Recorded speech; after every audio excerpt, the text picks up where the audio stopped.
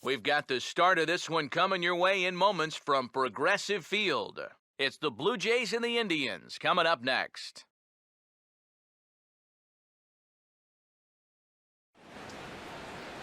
First opened for business in 1994. There's a look at Progressive Field here in Cleveland. Today, Game 3 of this 4-game weekend set between the East-leading Toronto Blue Jays and the Indians.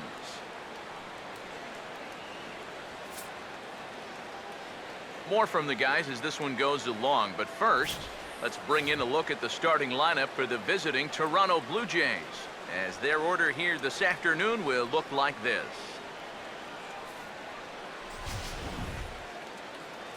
They'll go to work against the 3rd overall pick in the 2011 draft class, the hard-throwing right-hander Trevor Bauer.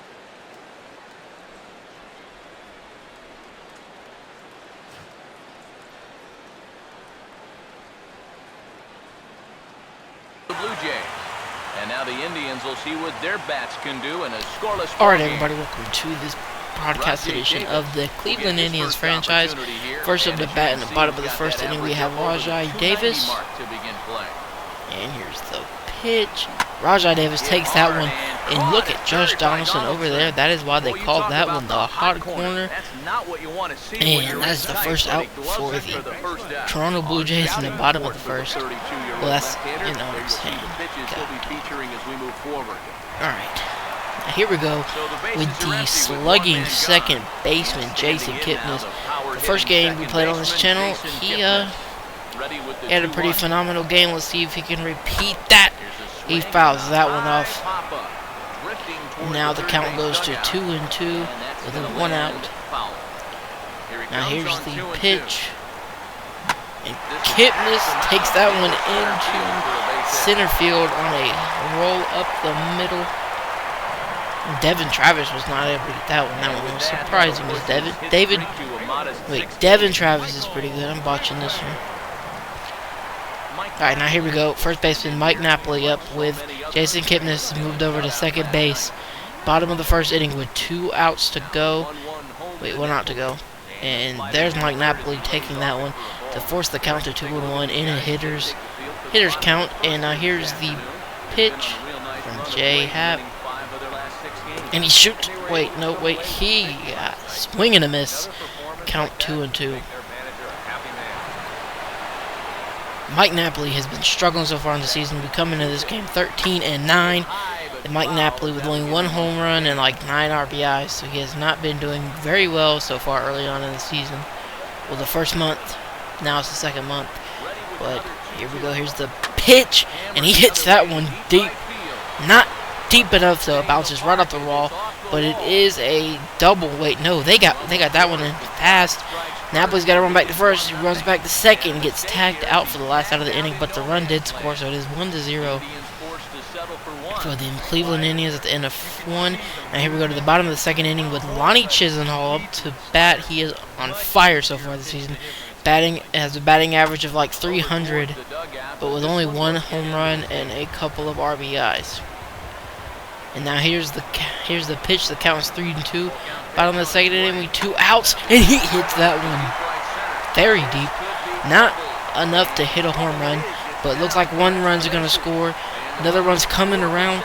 It gonna get tagged out. I mean, on the very close play. Cole Calhoun cannot believe that one. Now here we go. Count 2-1 on Francisco Lindor. The very young rookie. Shortstop. Here's the pitch.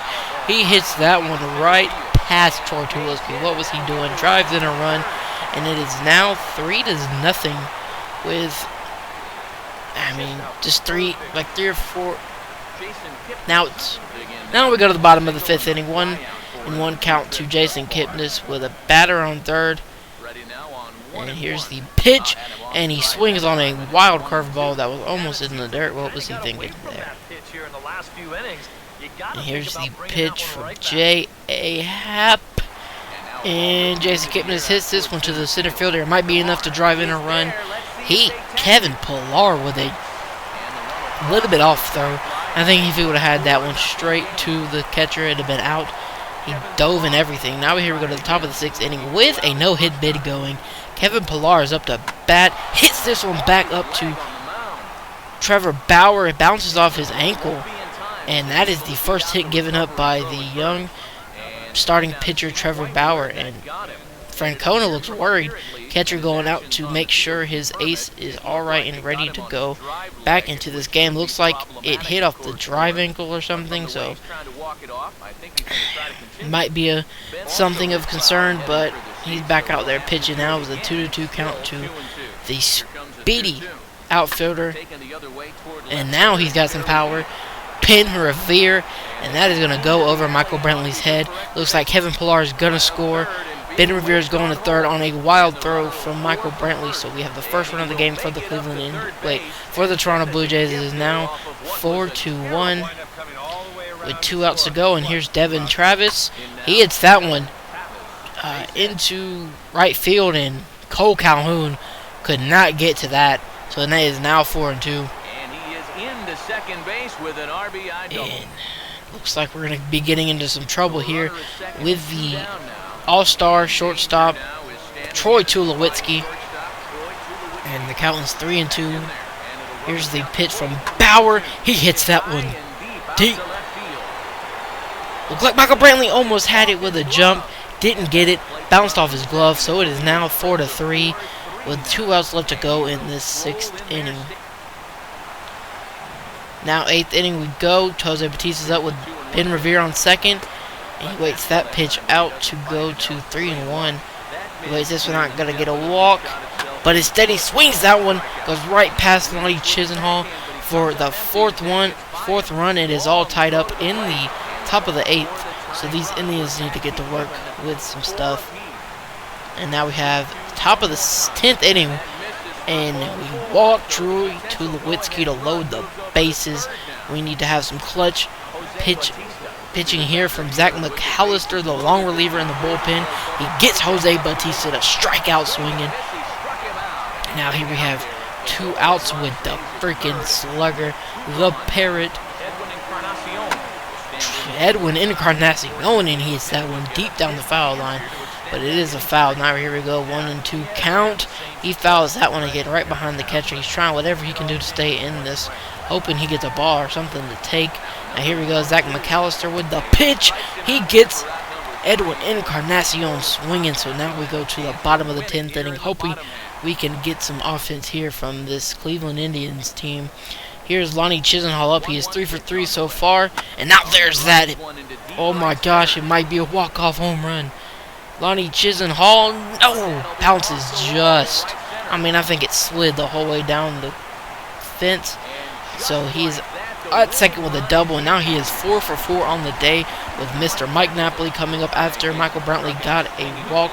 But unfortunately, Michael Brantley does not continue his 5-game winning streak, but Mike Napoli with a game-winning walk-off single. Cleveland Indians have won again in overtime. I think that is the 3rd or 4th overtime win of the season so far for these Cleveland Indians. We are now 14-9. Next game should be coming up pretty soon, guys. Please like, subscribe, and comment. And I am out. Full of fine individual performances to choose from in this one, boys. But what do you say we go ahead and let this man take home the hardware? He's our tops player of the game.